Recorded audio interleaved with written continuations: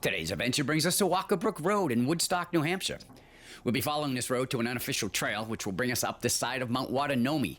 We are headed to a World War II memorial for a B-18 bomber that crashed here on January 14th, 1942. And the road heads out this way. So, babe, what do you got there? Outside plumbing. It's a geocache, so we're going to do what we do, and, you know, then we'll get back to the video. Hey, babe, what are you doing? I'm just sitting here looking at the water. I wonder what waterway this is. It's passing under Walker Brook Road.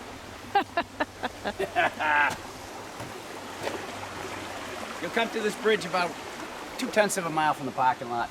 We are about 0.7 of a mile in on Walker Brook Road, putting us about halfway to the cul-de-sac where we will pick up the unofficial trail leading us up to the crash site. This is the second time for Cheryl and I to be visiting. The first time was almost 7 years ago to the day.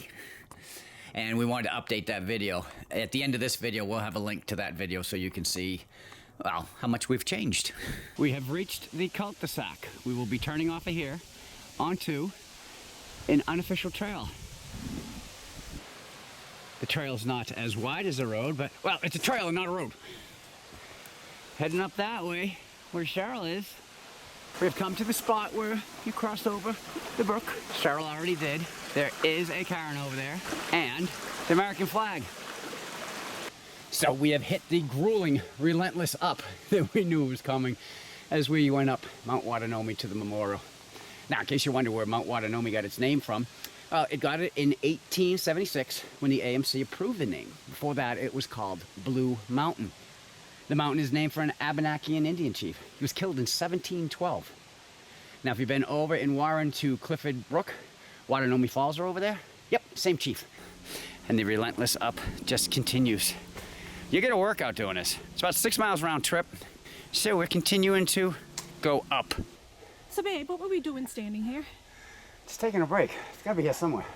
So I turned around, and there's a piece of wreckage here. So we must be very, very close.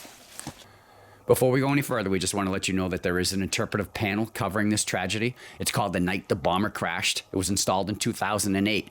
But if you want to see it, it's not on Walker Brook Road, it's not on the unofficial trail, and it's not here at the crash site.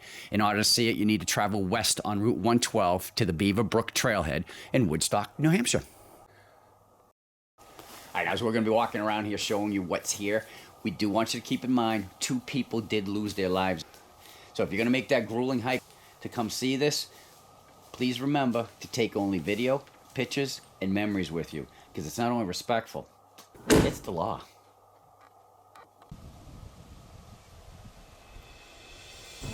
As we're walking along, you might be wondering how this tragedy came about. Well, from the research that Cheryl and I did, it began on the afternoon of January 14th, 1942, when a Douglas B-18 bomber with a crew of 7 took off from Westover Air Force Base in Chicopee Falls, Massachusetts. Now, their mission for the day was to patrol along the New England coast looking for German submarines. They were there till about 4:30. They hadn't seen any, so they radioed saying, hey, we didn't see any. We're on our way back.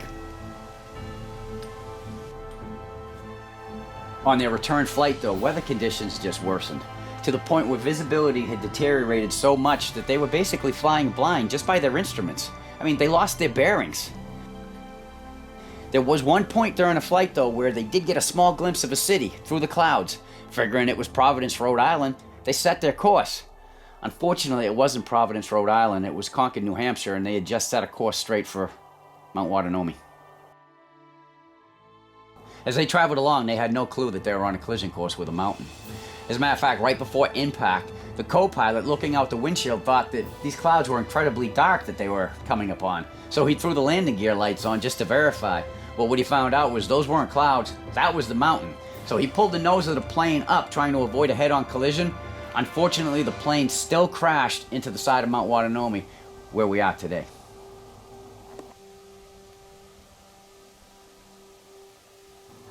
Now, when that plane crashed into Mount Waternomee, you can imagine it made a heck of a noise, because then it blew up shortly thereafter. That got the attention of the people in the towns of Woodstock and Lincoln. I mean, 5.5 weeks prior to this accident, Japan had just bombed Pearl Harbor. I mean, they had no idea whether or not a plane had just crashed or if it went by and was dropping bombs. That didn't stop them, though, from going up to find out. They trudged through all that snow and that frigid temperatures to see what they could find. And what they found? 5 injured crew members. They worked all night. By 10 o'clock in the morning, they had all 5 of them down off the mountains. The Army had shown up, and they joined in the search for the other 2 crew members. And unfortunately, the other 2 crew members were deceased. Now, while they were there, they also recovered and exploded a 300-pound bomb. Yeah, when this plane went down, it was carrying bombs. So thank God that nobody got hurt on that one. Mm-hmm. Now, fast forward to today, and this is what's left. I mean, most of this is unidentifiable pieces of wreckage and the memories of the tragedy that happened back in 1942. There are 2 plaques up here at the crash site. This first one is for Fletcher Craig, was placed here by his family. He was the navigator on the B-18.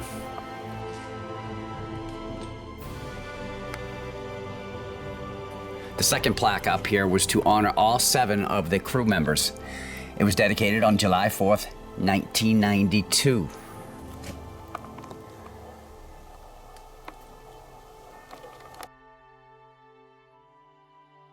The last thing we want to show you today is this waterfall. It is off the unofficial trail going up to the crash site, and there is a herd path that will bring you down to where we're standing right now. Granted, the water is not flowing that well today, but during our research, we did come across a site, scenicnewhampshire.com, that had some pictures that were kind of impressive. As a matter of fact, the owner of the site, Aaron Paul Donovan, dubbed these falls Airman Falls, and we found that appropriate, so we wanted to make sure that we came down to see them. All right, we're back down. That was a lot steeper than it seemed. Yes, it is. It was a great adventure. We're glad you guys came along. If you'd like to come along, we'd appreciate a thumbs up. And if you'd like to come along more often, subscribe to the channel. It's that simple. But until our next adventure, the end.